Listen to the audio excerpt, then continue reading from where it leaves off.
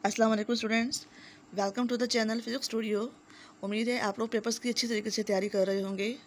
आज हमने इस जो हमारी वीडियो है इसमें सेकंड ईयर की फिजिक्स है, उसमें चैप्टर नंबर 13 के जो अंदर वाले शॉर्ट क्वेश्चन हैं, इनर शॉर्ट क्वेश्चन जो है उनके बारे में देखना है कि हम किस तरीके से अंदर वाले शॉर्ट क्वेश्चन जो है वो तैयार कर सकते हैं। तो इसमें हमारा जो फर्स्ट हमारा टॉपिक है, इसमें इलेक्ट्रिक करंट है, उसको हम डिफ़ाइन करेंगे कि current is defined as the rate of flow of charge. आपने इसका इक्वेशन याद करनी है, आपने इसकी यूनिट याद करनी है, फिर आपने इनकी डायरेक्शन जो है उसको बताना है कि कन्वेंशनल करंट की डायरेक्शन जो होती है from high potential to low potential होती है, और जो इलेक्ट्रॉनिक करंट है उसकी डायरेक्शन जो होती है from low potential to high potential होती है। और करंट्स जो है ये दो ही टाइप्स के होते हैं, एक कन्वेंशनल होता है और एक इलेक्ट्रॉनिक करंट होता है, ठीक है। और इसमें आपने और एक करंट जो है वो सेमी कंडक्टर्स के अंदर होता है, जो कि due to positive and negative charge दोनों की वजह से होता है।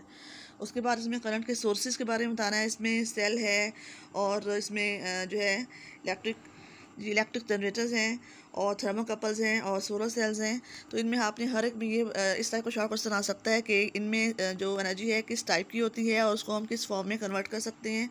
फिर जो करंट है उसके हमने इफ़ेक्ट्स जो है उनके बारे में शॉर्ट क्वेश्चन आ सकता है कि करंट पास जब करता है कंडक्टर में से तो उसके इफेक्ट्स जो हैं वो कौन कौन से प्रोड्यूस हो सकते हैं, और तो वो उनको आपने याद करना है एज ए शॉर्ट क्वेश्चन। उसके बाद जो इसमें ओहम लॉ है उसको आपने डेफिनेशन उसकी याद करनी है। Current flowing through a conductor is actually proportional to the potential difference across the ends of the conductor provided the physical states remains constant such as temperature, ठीक है। तो इसमें आपने इसकी इक्वेशन याद करनी है। आर के बारे में जो है वो बताना है कि आर क्या है, रेजिस्टेंस है यानी opposition to the flow of current हो गया। और इसको हम किस तरीके से डिफाइन कर सकते हैं, इसकी यूनिट जो है वो ओहम होती है। तो अगर इसमें 1 जो है वोल्ट फ्लो कर हो, इसमें 1 वोल्ट हो potential difference between the two points, तो इसमें करंट जो है 1 एम्पेयर फ्लो कर रहा हो तो जो रेजिस्टेंस है इसकी वो 1 ओहम होगी, ठीक है। इसमें ओमिक डिवाइसेस क्या होते हैं, नॉन ओमिक डिवाइसेस क्या होते हैं, उनके ग्राफ जो है किस शेप के होते हैं, तो ये आपने याद करना है। ओमिक डिवाइस का जो ग्राफ होता है वो स्ट्रेट लाइन होती है, और जो नॉन ओमिक होते हैं उनका जो ग्राफ है वो कर्व लाइन में होता है या स्ट्रेट लाइन से हट जाते हैं। उसके बाद आपने जो कार्बन रेजिस्टर्स है उनको डिफाइन करना है, कार्बन रेजिस्टर्स क्या होते हैं, और इनके कलर कोड्स के बारे में आपने जो पॉइंट्स हैं वो याद करने हैं कि किस किस कलर का क्या मतलब होता है। और इसके अंदर आपने इसकी जो इसमें गोल्ड के लिए और सिल्वर के लिए जी टॉलरेंस जो है वो कितनी होती है, यानी गोल्ड के लिए जो है वो 5% होगी और सिल्वर के लिए जो है वो 10% होगी।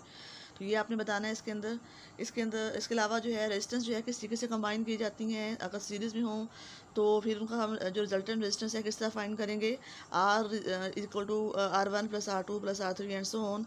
अगर जो रेजिस्टेंस है पैरेलल में कनेक्ट करें तो फिर हम किस तरीके से उनका जो रिजल्टेंट है वो फाइंड करेंगे, 1/R equal to 1/R1 + 1/R2 + 1/R3 and so on.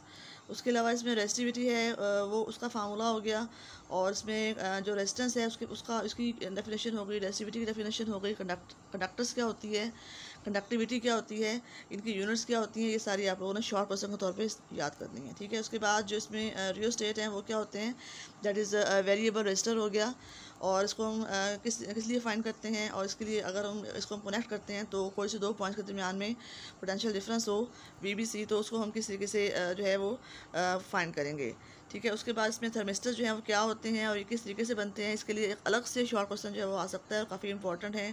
उसके अलावा इलेक्ट्रिक पावर जो है वो क्या होती है, energy deliver to the device कह रहे हैं या रजिस्टर कह रहे हैं पर इन यूनिट टाइम, ठीक है। उसका फार्मूला, उसकी यूनिट और उसकी क्वेश्चन जो है वो सारी याद करनी है आपने एज ए शॉर्ट क्वेश्चन। उसके बाद जो है इसमें इलेक्ट्रोमोटिव फोर्स क्या होती है, और इसमें पोटेंशियल डिफरेंस जो है उन दोनों के दरमियान में फ़र्क जो है वो बताना है, ये भी आपका इंपॉर्टेंट शॉर्ट क्वेश्चन है। जो EMF है, इलेक्ट्रोमोटिव फोर्स है, वो बैटरी की स्ट्रेंथ होती है, यानी बैटरी जो है जितनी पावर देती है एक यूनिट चार्ज को फ्लो करने के लिए वो इसका EMF है। और कोई से दो पॉइंट्स उनके दरमियान जो पोटेंशियल डिफरेंस हो वो उसे हम कहेंगे कि वो उनका पोटेंशियल डिफरेंस है।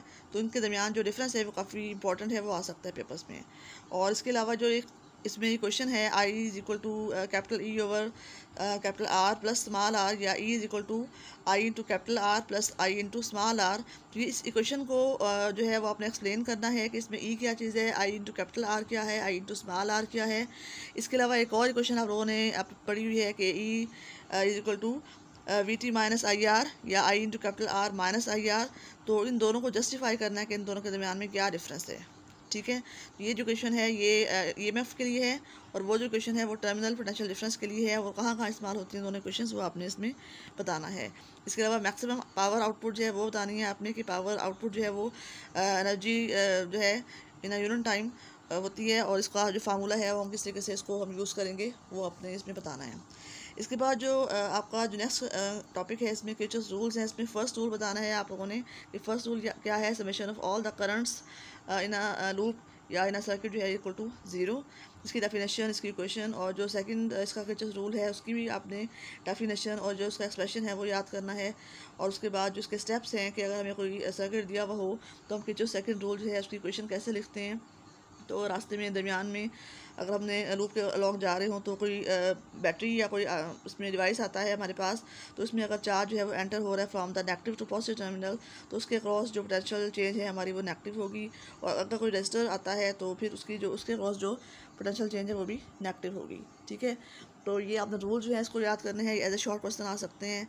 इसके अलावा जो सर्किट प्रॉब्लम्स हैं उनको सॉल्व करने के लिए जो स्टेप्स होते हैं, सबसे पहले आपने सर्किट डायग्राम ड्रा करनी है, फिर आपने लूप जो है वो सिलेक्ट करनी है, और उसके बाद आपने इनकी जो इक्वेशन है वो इसमें करंट की डायरेक्शन को शो करना है, और उसके बाद के जो सेकंड रूल को अप्लाई करके आपने इक्वेशन लिखनी है। तो ये जो अलग से स्टेप्स हैं इसके एज ए शॉर्ट क्वेश्चन ये भी आ सकते हैं।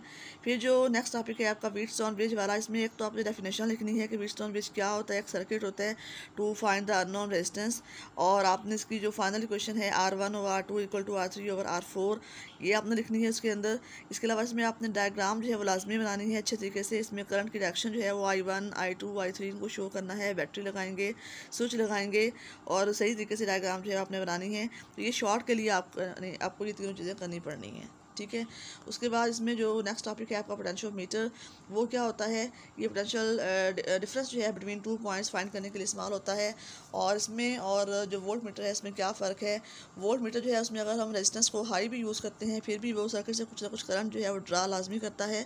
तो पोटेंशियल मीटर जो है वो सर्किट से करंट बिल्कुल ड्रा नहीं करता। ठीक है, इसके अलावा जिसमें अननोन बैटरी है उसका अपने EMF फाइंड करना है।